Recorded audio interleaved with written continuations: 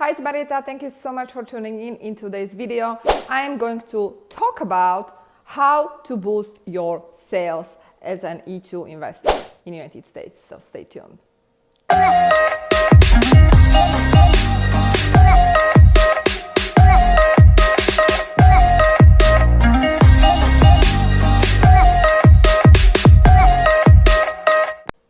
All right, cool. So let's make it happen.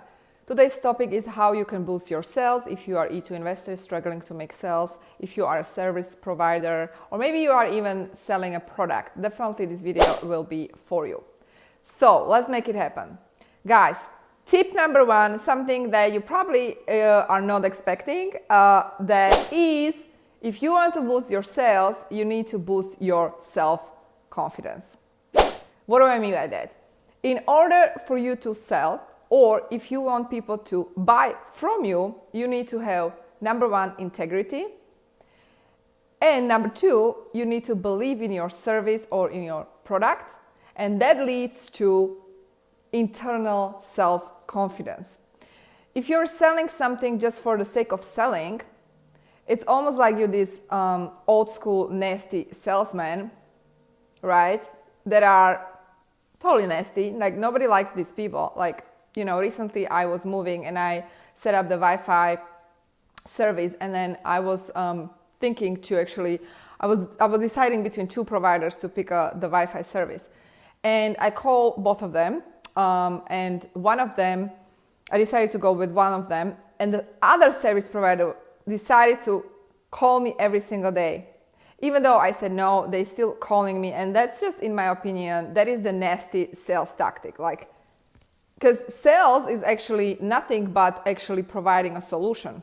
And so if you are coming from a place of providing actual solution to other people, human beings, then you are not the nasty salesperson, right? In order to be the person who is providing solution, you need to have the integrity. So let me explain what do I mean by that. If you are someone selling a product or service that you don't believe in, definitely you are out of integrity. For example, if you are teaching people how to become a billionaire and you are not billionaire, you are out of integrity. Because how can you possibly sell something that you haven't done yourself? That is what I mean. Like in my case, I'm selling E2 visa service, and I'm also selling how to build a successful company. The only way I'm doing it, the reason I'm doing it with integrity, is because I've done it myself, right? However, there are many people who are selling services or product. Number one, they actually don't believe in, even though they pretend like, yeah, I do believe in. Like, for example, you are starting digital agency, and you know there are actually many digital agencies who are claiming to help you with your digital with your digital products, or in other words, social media. But at the same time, these people have no prior experience. They have never actually generated any conversion, not to even mention traffic, right? And they are pretending to be expert on social media platforms and how to generate money via social media, or whatever you want to call it. You got the point.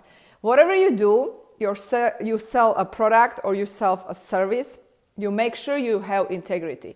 And typically I advise people who are just starting out, and again, this might more apply to people who are more sort of in consulting industry, not necessarily the type of business such as real estate or a restaurant or on-site business models. I'm talking more like consultant-based services. If you sell something that you, for example, don't believe in, or you never been through yourself, you are absolutely out of integrity. And guess what? People can feel that, right? And because of that, you are not able to make the sale. And because of that, you are not able to boost yourself, obviously, but it's not that obvious because internally you don't believe in that. Now, another reason why you are not able to boost yourself is because even if you have integrity, even if you know you're good at it, even if you are expert at whatever you do, at the same time, you have limiting beliefs, especially when it comes to asking for money. This is something that is huge, and many people don't actually realize it consciously. It's actually subconscious limiting belief. So if you believe that, you know, asking for a price is actually this service to the person you're selling to, in that case, you won't be able to sell because you will sabotage your sell, right? And because of that, the other person can feel that and they won't buy from you. So in that case, what you can do, you either need to lower the price so you can actually feel comfortable with the price and you don't feel any guilt, or you can keep the same price, but you need to at the same time remove that guilt. And this is really mindset work. This has nothing to do with strategy. It's literally mindset work, and you need to master this, because if there is a limiting belief in you subconsciously, and you, by the way, detect the limiting belief by the way you feel when you are selling, when you detect the limiting belief, you know that, oops, something off, and I need to work on it, because you feel this ease, like you don't feel ease, you don't feel excitement, right? And if you feel struggle or you feel guilt, this negative low vibe, if you will, then you know you need to fix it, right? Now, on the other hand, if you are excited about the product and service and you know that the price, it's a reflection of the value you are providing and it's a reflection of your expertise, then you absolutely will rock the sale, because you literally are exchanging the value. Money is just the energy, and you are exchanging the energy of money for the value you are delivering and providing to your customers, right? Your future customers, to your prospects.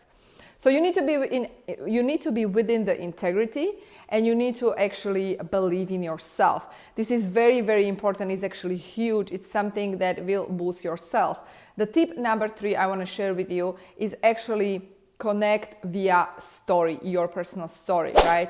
That is something that I've been applying actually for quite some time. And you guys know my story. I moved to the United States with $700. I went to law school. I graduated, couldn't find a job. Then I started my own company. So I am actually self-made, and because of that journey, I am connecting with other entrepreneurs. And people can trust me because obviously I have a free content out there on YouTube channel and other social media. So if you don't want to work with me, of course you can still just watch my videos and do it yourself. But if you choose that you do want to work with me, you know who you're dealing with, right? I'm not hiding anything.